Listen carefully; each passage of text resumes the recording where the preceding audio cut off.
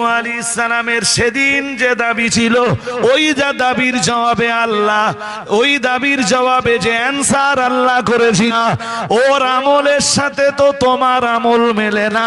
তাই আমি আল্লাহ পাক রব্বুল আলামিন বলে দিলাম, ফালা কাছে সওয়াল করবা না, কেনানকে যেন আর সন্তান বলে দাবি করবা না।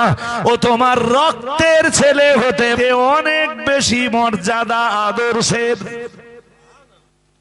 তামিম গোত্রের লোকেরা রাসূলের যেসব সাহাবীদের নায়েব রুমি রাদিয়াল্লাহু তাআলা আনহু, এরপরে ইবনে নুহায়রা, এরপরে যিনি রাসূলের